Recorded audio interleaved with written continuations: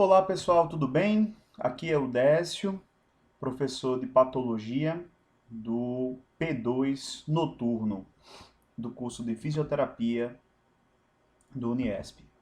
Bom, nossa aula de hoje nós veremos os processos patológicos, adentrando na parte introdutória da patologia, semiologia e conceitos gerais importantes para a gente poder compreender tanto os processos patológicos como os estudos em patologia dentro da semiologia, ok? Bom, o que é que nós vamos estudar hoje? Nós começaremos com introdução à patologia, fazendo resgate histórico, né? Depois falaremos sobre saúde e doença. Depois entraremos em conceitos básicos, os quatro aspectos das doenças, tá? Vai ficar ciente sobre esses quatro aspectos. Depois, semiologia. Semiologia, a gente vai ver os métodos e técnicas utilizadas para poder se chegar a uma propedêutica clínica. Eita, professor, nome difícil é esse? Calma que a gente chega lá, tá bom? Então vamos comigo, fiquem aqui comigo, que já já a gente vai desvendando esse mistério. Bom, para começar, a fisiologia é o estudo do sistema do organismo, né? Físio vem de funcionamento, né? E logia de estudo. Então eu estudo o funcionamento circulatório, respiratório, hormonal, nervoso, hematopoético ou hematopoético, né? Que é a formação do sangue na medula óssea e também das células de defesa. O sistema gastrointestinal, imunológico e as suas correlações com outros sistemas, né? Com o cardiorrespiratório e assim por diante, né?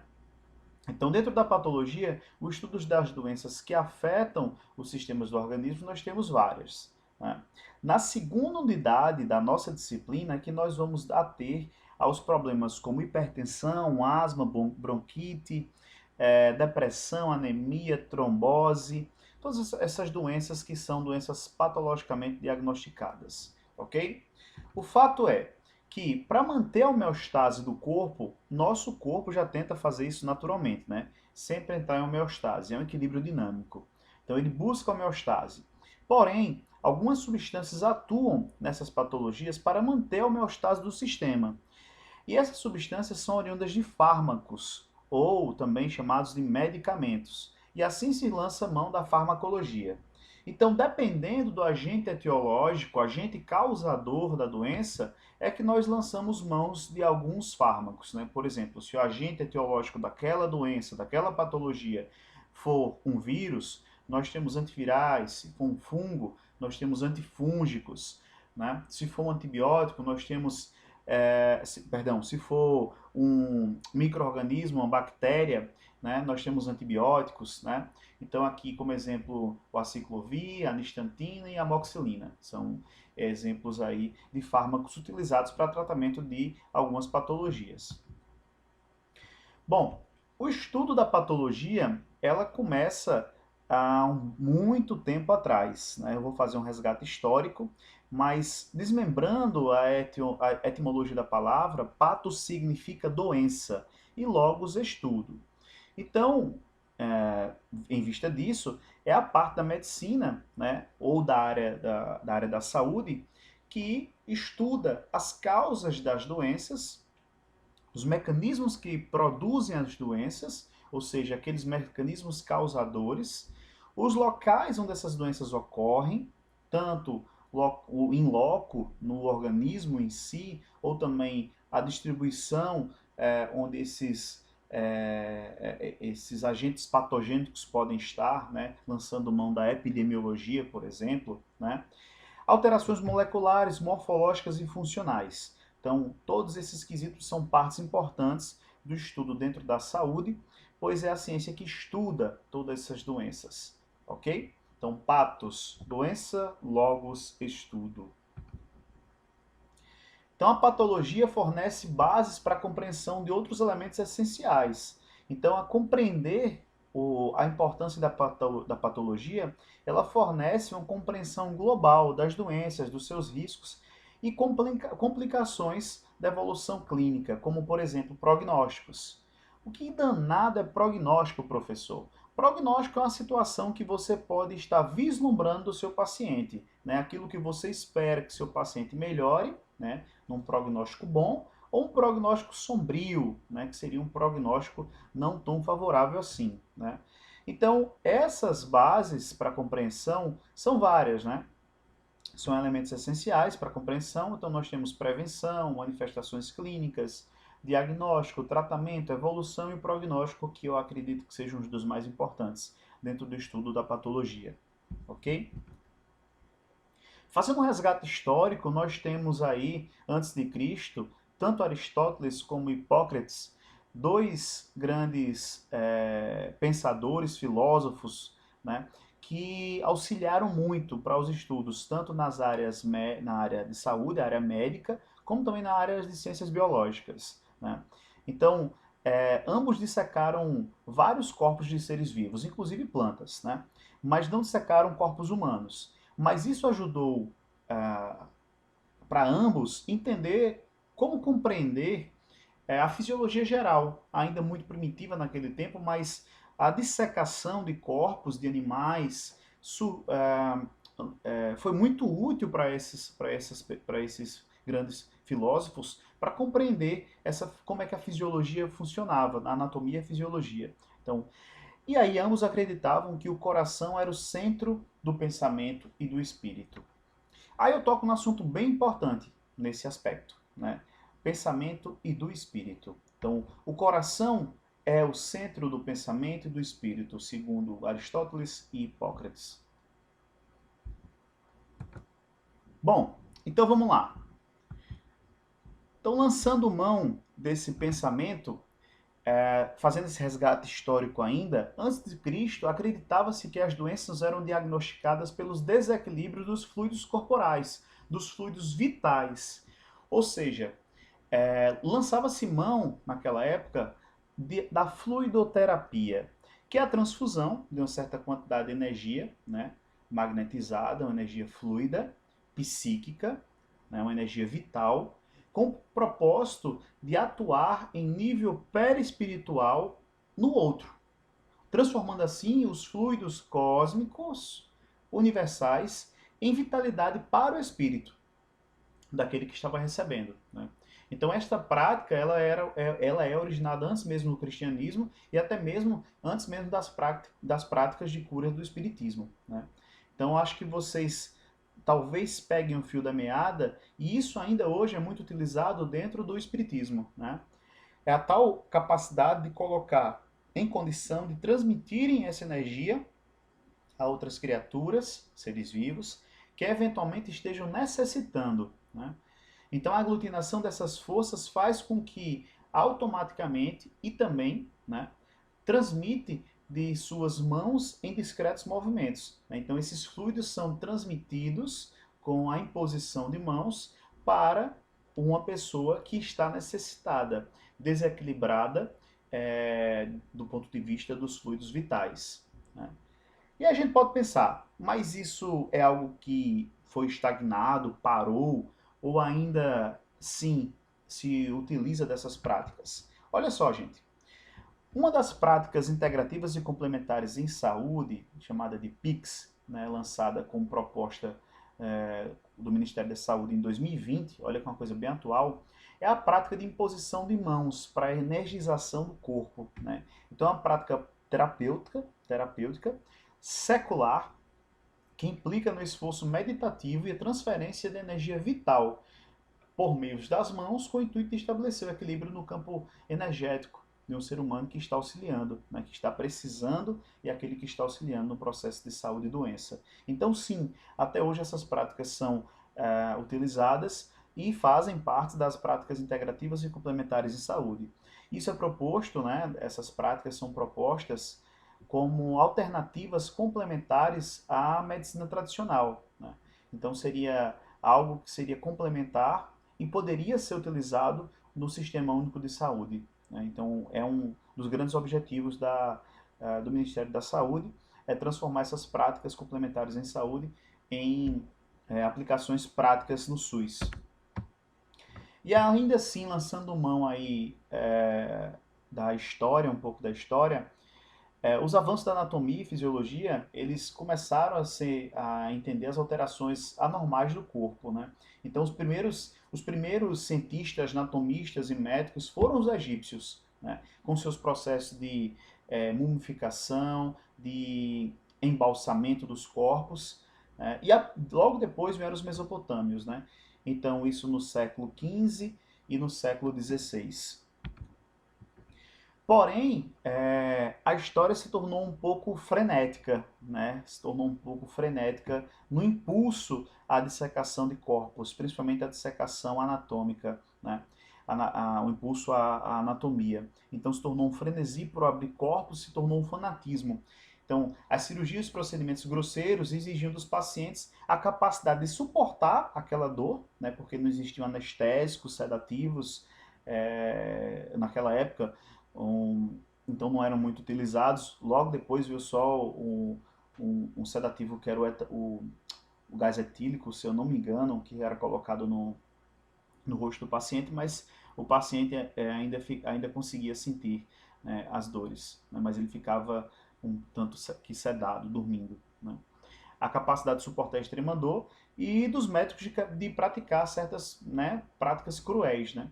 Então, de abrir corpos e aí vai, né? Então, por exemplo, o frenesi se tornou tão grande, esse impulso à anatomia, que fazendeiros que somente tinham a experiência de castrar animais, eles eram recrutados, requisitados para tipo de intervenções como extração de um dente, por exemplo, ou a operação de uma catarata no ser humano, né?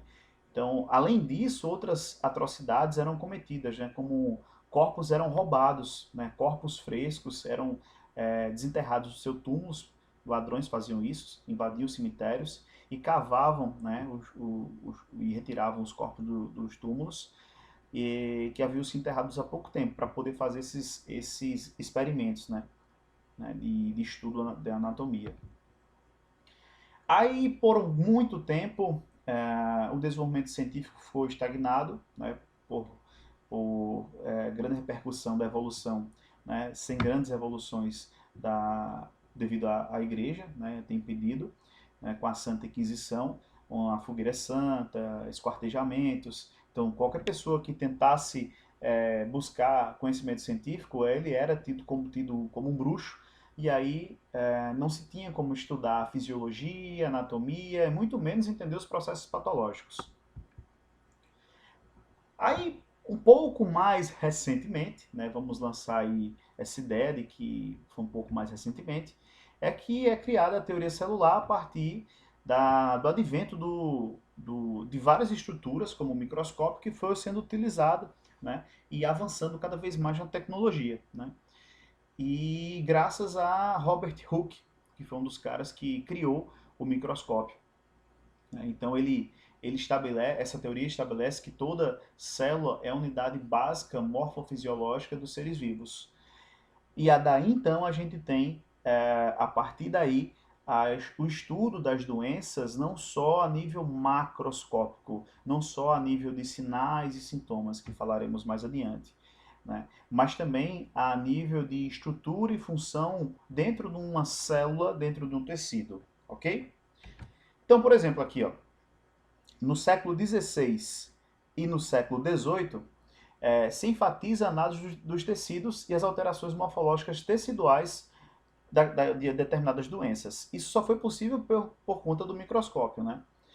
Então, no século XIX é que Rudolf propõe a teoria de que todas as doenças têm origem celular.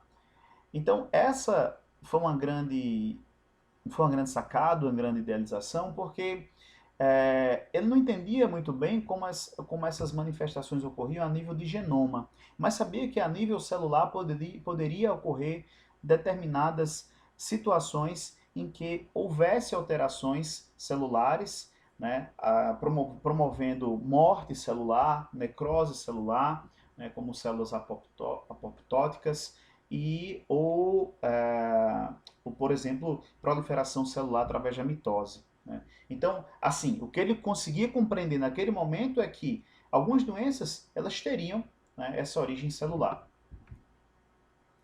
E aí nós entramos no cenário da saúde e doença.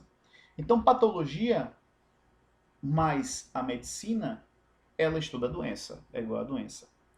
Então, um conceito importante que a gente tem que lançar a mão aqui é o conceito de adaptação biológica.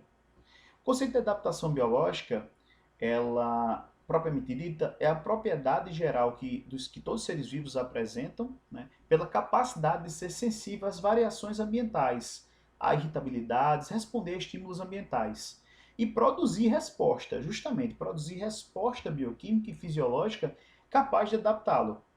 Então essa capacidade ela varia de acordo com a espécie, né, dentro de um grupo de indivíduos, dentro da população, como também depende dos mecanismos moleculares vinculados direta ou indiretamente à genética. Então alguns indivíduos são aptos, né, têm aptidão biológica, e outros não são aptos. É o que traz um pouco do conhecimento da seleção natural.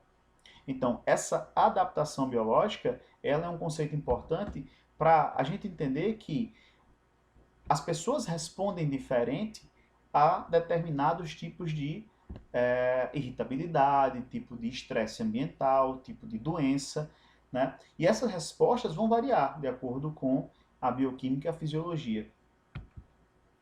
Então, a gente pode conceituar saúde como estado de adaptação do organismo ao ambiente físico, psíquico ou social em que vive, de modo que o indivíduo se sente bem, saudável subjetivamente, né? É uma saúde subjetiva. E não apresenta sinais ou alterações orgânicas, é a saúde objetiva. Então, aqueles sinais e alterações orgânicas, aquilo que a gente pode visualizar e mensurar, a gente pode dizer que o indivíduo está saudável. Já a doença, nós temos, assim como a saúde, nós temos diversas definições. A gente só tentou aqui sintetizar essas definições, tá? Doença tem diversas definições também, mas vamos para essa aqui. É o estado de falta de adaptação a um ambiente físico, psíquico ou social no qual o indivíduo se sente mal, tem sintomas. Os sintomas são mudanças subjetivas, né, que são relatadas pelos indivíduos, e ou apresenta alterações orgânicas conspícuas, evidenciáveis e objetivas, né? Ou seja, são evidências clínicas, são sinais clínicos de uma doença, como por exemplo máculas, né, manchas na pele, né, temperatura alta do corpo, o que é que a gente pode pensar mais? Uma inflamação, né, um rubor na pele, hematomas. Então, isso são sinais clínicos de uma manifestação de uma doença. Então, para saúde e doença, a gente precisa considerar que o conceito de saúde envolve também o fator ambiental, envolve o meio ambiente, o ambiente que o indivíduo vive. O ambiente ajuda a definir os padrões e parâmetros orgânicos que cada indivíduo vai responder. Então, esses parâmetros podem estar alterados sem constituir doenças. Vamos pegar um exemplo? Aqui, ó, um exemplo clássico de adaptação biológica do organismo são alterações bioquímicas necessárias para sobrevivências em ambiente com com altitude, né? Quanto maior a altitude, por exemplo, Cordilheira dos Andes, montanhas, né, mais rarefeito é o ar. Então, quanto mais rarefeito é o ar, menos oxigênio por inalação eu vou ter. Isso acelera o ritmo respiratório. Então há uma hiperventilação pulmonar, você respira mais forte por falta de ar, né? E assim, alguns indivíduos, né, na verdade, que vivem nesses locais, eles produzem mais hemácias, eles produzem eritrócitos. Então aqui a gente tem, por exemplo, aqui ao lado, na mãozinha segurando o sangue, logo em cima nós temos dois tubos de ensaio ali, né? Como se fossem dois tubos de ensaio. Então a gente tem a policetemia secundária, que é justamente quando há um aumento, né, de eritrócitos, de hemácia, tem a produção exagerada de hemácias. Justamente esse conceito de adaptação biológica cabe como exemplo clássico aqui. Ou seja, indivíduos que vivem em regiões com altitude elevada, né, com alta altitude, né, até redundante falar isso, o ar é mais rarefeito. Se o ar é mais rarefeito, nós precisamos de mais eritrócitos, mais hemácias para cumprir sua função, que é justamente oxigenar o corpo. As hemácias não carregam os gases, como oxigênio, para nutrir todo o corpo e oxigenar todo o corpo, então mais hemácias ele precisa ter para poder difundir esse oxigênio por todo o corpo. Beleza? Bom, e aí entramos no conceito de saúde e normalidade. Conceito que não tem o mesmo significado. Saúde é o termo utilizado em relação ao indivíduo. Normalidade é o termo utilizado em relação a parâmetros bioquímicos funcionais de um organismo. Então, para poder a gente ter a ideia de normalidade, nós precisamos aferir algumas lançar mão, na verdade, de algumas medidas, alguns parâmetros bioquímicos, funcionais, né? E essa normalidade também pode ser estabelecida a partir da média de variações observáveis em determinado parâmetro, utilizando métodos estatísticos. E assim a gente lança mão também da epidemiologia. Ou seja, há uma necessidade de coletar dados, parâmetros físicos, químicos, funcionais de cada organismo, e a necessidade de se utilizar esses métodos para a compreensão, né, estatística desse parâmetro de normalidade. Então não é um conceito muito bem definido, a normalidade, embora a gente precise ter outros requisitos para poder lançar mão dessa questão. Então, por exemplo, para a gente poder falar de normalidade, a gente precisa ter alguns valores médios, né? Então, o número de batimentos cardíacos seria uma aferição, né, que a gente poderia fazer em um determinado paciente, assim como aferir a pressão arterial desse paciente. A partir daí, a gente tem um quadro em que se classifica essa pressão como ótima, normal, limítrofe e hipertenso, em vários níveis, né? Então essa pressão é a primeira pressão, o primeiro batimento é sistólico e o segundo diastólico, ok? Então seria o máximo e mínimo. Assim como eu fiz essa prática com vocês em sala de aula, seria interessante que vocês pudessem também, quem tiver o aparelho, né, o SFIG, pudesse fazer também em casa, né, para poder saber se os seus parâmetros, né, de normalidade estão dentro do esperado, né? E aí, é disso que eu estou falando, a gente buscar parâmetros para poder a gente saber se há normalidade, se existe um parâmetro, né? Se existe algo dentro do parâmetro, né? Ou não, se a gente está fugindo do parâmetro e a gente está dentro se classifica como um determinado tipo de doença ou hipertensão, como é esse exemplo aqui. Bom, a patologia ela pode se dividir em patologia geral e patologia especial, né? Então a patologia geral ela vai estudar aspectos comuns a diferentes doenças, né? Como é que esses processos ocorrem, as causas, né? Quem são os agentes causadores, os mecanismos patogênicos, como é que ocorre a cascata desses mecanismos patogênicos, por exemplo, a cascata do processo inflamatório que nós veremos, as lesões estruturais, as alterações de função, né? Porque a gente sabe que lesão pode gerar perda de função. Então, vocês vão ver isso na parte de imunologia perfeitamente, tá? Já a patologia especial é a anatomia patológica que estuda a doença num determinado órgão ou sistema, estuda a doença agrupadas pelas causas infecciosas e entre outras, radiação.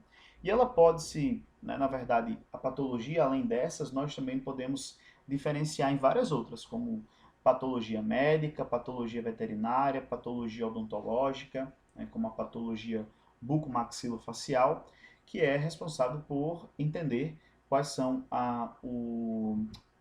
os processos patológicos que acometem cabeça, né, e boca. E o mais interessante, o mais legal, é que dentro da divisão das patologias, nós temos a exigência de conhecimento de outras áreas. Por isso que é sempre interessante estar puxando conhecimento de outras áreas, dentro da morfologia, bioquímica e fisiologia. Células, tecidos, órgãos, sistemas. Então, para poder compreender a patologia, a gente precisa ir desde a unidade mais básica do ser vivo, que é a unidade morfofisiológica mais básica, que seria uma célula, a composição dos tecidos, a formação de um órgão, até um sistema, como vocês podem perceber nas imagens ao lado. A gente tem vários exemplos aí de órgãos e sistemas e tecidos que podem ser agrupados e estudados. Então, patologista ou médico patologista ou o profissional de saúde que se dedica a estudar patologia, ele pode atuar em diversos campos desse conhecimento, em diferentes áreas, tanto da morfologia, bioquímica, fisiologia, estudando as células, tecidos, órgãos e sistemas, ou o completo, né, o complemento todo, né, o conjunto todo. Então, quais são as perguntas que nós devemos nos fazer? Bom, se a gente se depara com um órgão, o órgão está normal, não há nenhuma anormalidade, então ele está com as funções fisiológicas ok. Mas se o órgão apresenta alguma função alterada, ele pode estar doente, ele pode estar anormal, com algum tipo de patologia, anomalia. E as perguntas que devemos lançar para investigar esse conceito, né, de patologia é: o que causou a alteração? Quais eventos ocorrem para que isso aconteça? Ou quais eventos estão ocorrendo no corpo, né, depois dessa alteração? Quais alterações morfológicas, a nível de forma, né, que podem estar acontecendo? Nódulo, inchaço, edema. Quais as consequências disto? Perda de função do órgão, necrose de um órgão, necrose de um tecido e assim por diante. Aí entramos numa questão bem legal para poder ajudar a gente a responder aquelas questões anteriores, que é o conceito básico para entender a patologia. São os 4 aspectos da doença. Primeiro deles, a etiologia. A etiologia é o agente causador, o agente etiológico. O agente etiológico, para as patologias, nós temos várias. Nós temos vários. Desde agentes químicos, físicos, mecânicos, biológicos, né? Até agentes como o estresse. Estresse do dia a dia também pode desencadear algumas patologias, né? Obesidade também, enfim. A patogenia, como é que essa patologia se desenvolve, como é que ela se origina e se desenvolve, quais são as alterações morfológicas que ela apresenta e qual o significado clínico dela, quais são as manifestações clínicas dessa patologia, ok? Aqui, nesse caso, nós temos a etiologia. Nós temos de causa intrínseca ou genética, que o indivíduo já nasce com essa condição, e outra adquirida. Então, vamos lá, vamos verificar qual o motivo que determinada doença foi causada. Então, nós temos essas duas classes. Na esquerda do vídeo de vocês, nós temos a hemácia normal, né, com sua composição bicôncava, cheia de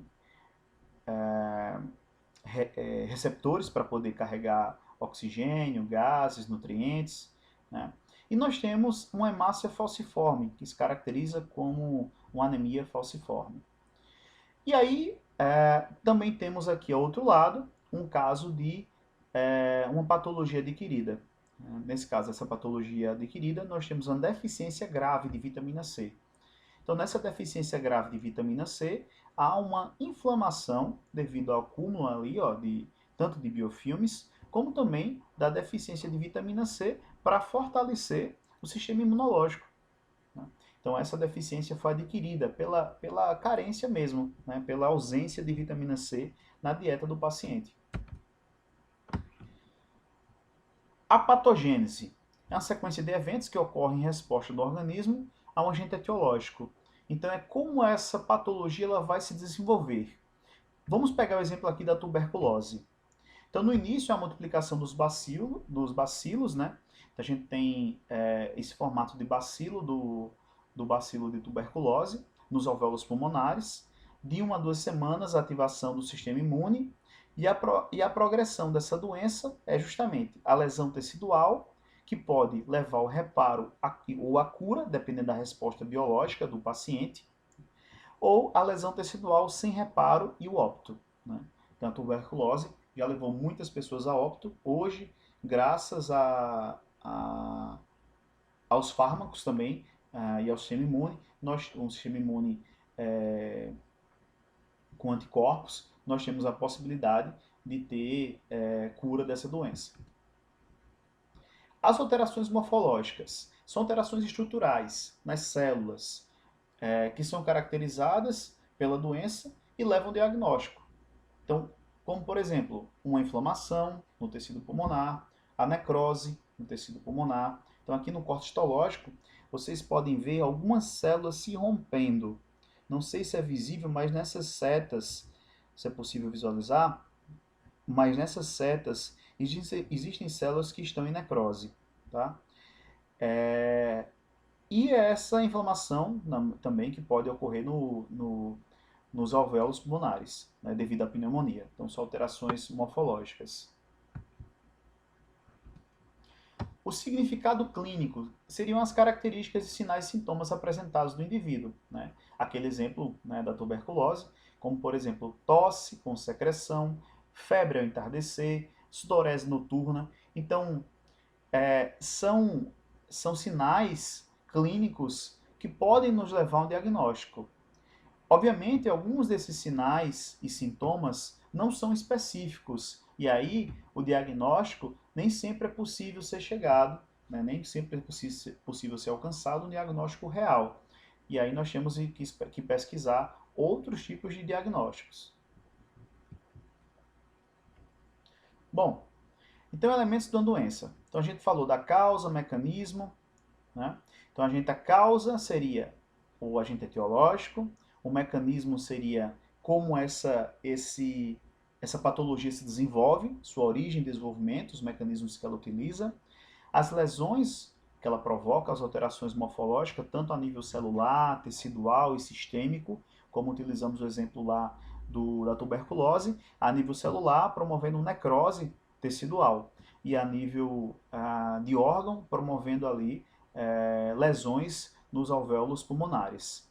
Alterações funcionais, né, que seria justamente a fisiopatologia, já está alterando a fisiologia e a anatomia desse indivíduo, né? Isso tudo, né, a patologia leva a uma área do conhecimento chamada de propedêutica. Isso contribui para a gente poder entender como os sinais e sintomas dessas doenças podem ser úteis para poder a gente identificar determinadas doenças, como, por exemplo, diagnósticos, prognósticos, terapêutica e prevenção. Então, a propedêutica, ela reúne todos esses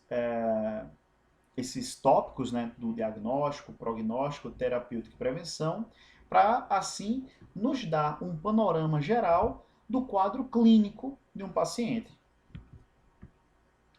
E aí, dentro da propedêutica, lançamos mão da semiologia.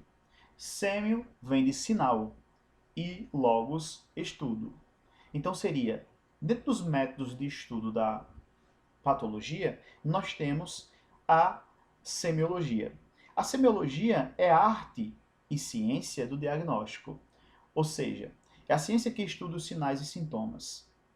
Então nós temos a citação de 1983, Vieira Romeiro, que é justamente o tratado ou estudo dos métodos de exames clínicos, metodologia clínica, que perfaz, né, que investiga os sinais e sintomas das doenças, discute seus mecanismos e valores, coordena e sistematiza todos os elementos para contribuir o diagnóstico e as consequências, deduzir o prognóstico.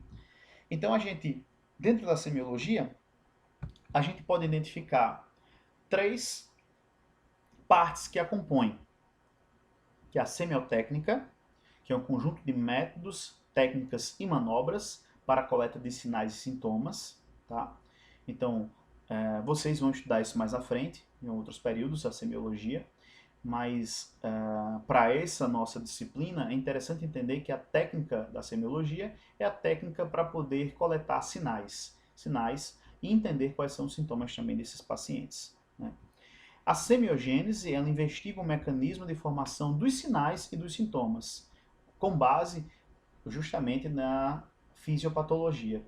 Então, ou seja, ela investiga quais são os mecanismos que estão levando a um processo, né, por exemplo, inflamatório, um processo patológico. E para isso a gente faz uso dos estudos em fisiopatologia. E aí, por fim, a propedêutica clínica, a gente atribui os valores achados e colhidos através da semiotécnica, né, e compreendidos através do estudo da fisiopatologia dentro da semiogênese, né, e a gente faz indicações ou sugestões de possibilidades diagnósticas, como, por exemplo, prognósticos e tratamentos. Prognóstico bom, prognóstico sombrio, tratamento, quais são os tipos de tratamento. Então vamos pegar o caso aqui, né? A gente já cansou de falar de Covid-19. Mas vamos pegar aqui, por exemplo, aqui a situação em que o paciente se infectou com um Covid-19. Eu pergunto a vocês, que é um agente etiológico do Covid-19, né, do coronavírus? O próprio Covid-19, que faz parte do coronavírus, do grupo do coronavírus. Então tem essa estrutura, né, globosa, né, redonda, com proteínas e lipídios de superfície que ajudam a adentrar, olha só, o mecanismo de penetração, que ajudam a adentrar dentro, né, adentrar a célula e assim se replicar. Né? Então ele é composto por uma fita de RNA e assim ele faz, escraviza essa célula, digamos assim, escraviza essa célula para a produção de mais vírus, né? Produção metabólica de mais vírus. E aí nós teremos as lesões provocadas por esse Covid-19 no organismo do indivíduo infectado, que vão levar a alterações morfológicas e alterações funcionais fisiomorfológicas. Como, por exemplo, né, dor de cabeça, febre, dor muscular, falta de ar, né, problemas respiratórios como tosse, né, congestão na garganta, garganta inflamada, dor. Então, é uma condição sistêmica que compromete a fisiologia do indivíduo. E aí, novamente, lançamos mão daquelas perguntas. Covid-19, o que causou a alteração? O vírus? Quais eventos ocorrem? Né? Qual é o mecanismo que faz com que eles penetrem, adentrem? Né? Quais são as alterações morfológicas que promove dentro do organismo do infectado? Quais as consequências disto? Qual o prognóstico? Depende da idade. É bom? É sombrio? Né? Existem vários casos de mortes de pacientes infectados com Covid-19. Mais recentemente, o mais novo deles tinha 22 anos, eu acredito que era um paciente obeso. Né? Tratamento, né?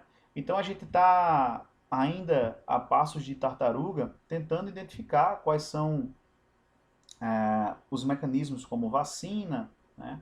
Ou fármacos que podem ser utilizados para o tratamento. Né? Nada ainda é muito conclusivo, com base nos artigos que eu venho acompanhando, mas o interessante é, olha só como essa pergunta, tratamento, se liga com a primeira pergunta. O que causou alteração? E quais são os eventos, como é que essas alterações, esses eventos ocorrem? Então a gente pode bloquear desde a entrada do vírus, né, da sua recepção, de bloquear receptores para a entrada do vírus, né, dessas glicoproteínas que podem se ligar a receptores. A gente pode, com fármaco, desde bloquear a entrada, até mesmo depois da entrada, inibir a produção de novos vírus, né? Fazer da célula uma fábrica de vírus. A gente pode impedir. Né? Então, é nisso que os pesquisadores, né, os médicos, patologistas, biomédicos, biólogos, cientistas estão estudando, né, para poder compreender como é que esse processo ocorre e como é que nós podemos pará-lo. Ok, gente? Fiquem no aguardo que mais adiante colocarei em novas aulas. Obrigado pela atenção e no dia 6, já, que é na próxima segunda-feira, à noite estarei online, de plantão no chat e no WhatsApp, no Instagram, e nós podemos fazer uma reunião pelo Zoom também, ou outro aplicativo que vocês desejarem.